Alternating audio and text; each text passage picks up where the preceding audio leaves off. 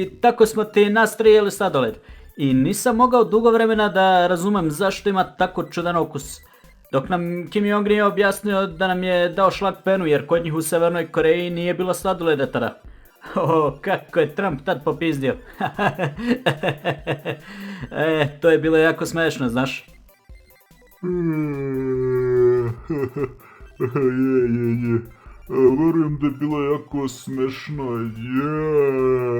smešno. Znaš šta?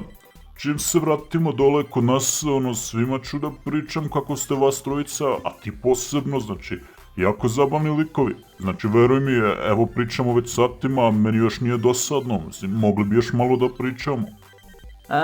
Mile, a ko vam je rekao da ćete se ikada vratiti? Mislim da smo svakako snimili dovoljno materijala da pošaljemo intervju nekim od TV kuća, a što se vas tiče, mislim da je vreme za vašu kaznu.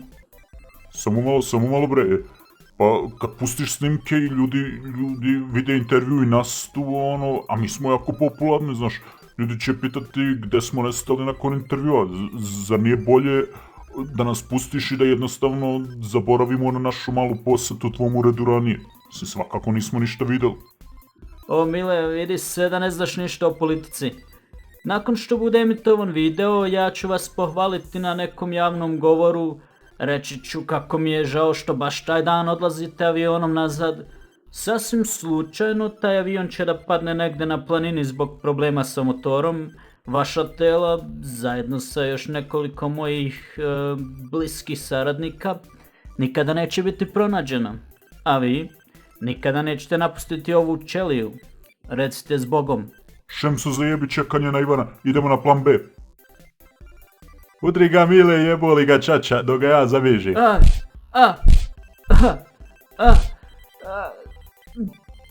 Mislim da je to dovoljno. Bežimo prema tuš kabinama i ako ne bude Ivana tamo, probat ćemo naći nekako taj tunel. Vidi, bolan ovo, nije nimao metaka ovo. Taman sam mislio da ćemo lakše pobjeći.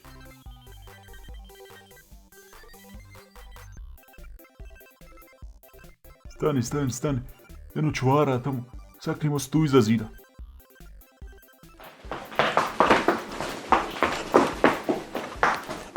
Daj im bacim jednu bombu. Kakvu bolan bombu? Otkud ti bomba?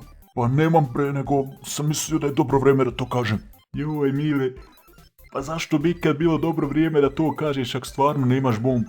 Pa onako, daj nije bitno, nego ajde provjeri iza zida vidi ima li koga ili su otišli. Što ja? Hajde ti provjeri. Ajde dobro bre, da se ne svađamo, nek Ante provjeri. Ante ovakav mutav. Kako će nam on reći malo koga? Aj, dobro bre, evo te, ja ću provjeriti.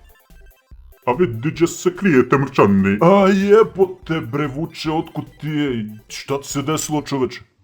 Pa vidiš, dio plana je bio i da neko počne tuču. Šta misliš ko je trebao to uraditi? Slušaj bre, mi još nismo dobili signal od Ivana, ali idemo prema tuševima pa ćemo probati naći taj tunel. A šta ćeš probati tražiti mrčane, ja ga iskopavao. Ivan me vidio jednom, tako i on po ovi plan. Pa bre, što nisi rekao pre, jebote. Okej, idemo na tuševa.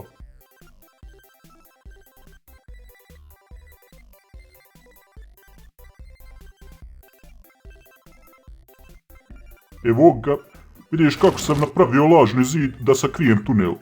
Idemo mi, nećemo nikoga čekati. Samo moramo jedan po jedan s malo razmaka, nije baš široko unutra. Ja ću prvi jer znam gdje idemo. Ajde, idemo bre, jedan po jedan. Ante, idem ja, pa ti uđi odmah iza mene i prati nas polako. Da si to požurio, Ante? Imamo malo vremena da se igramo.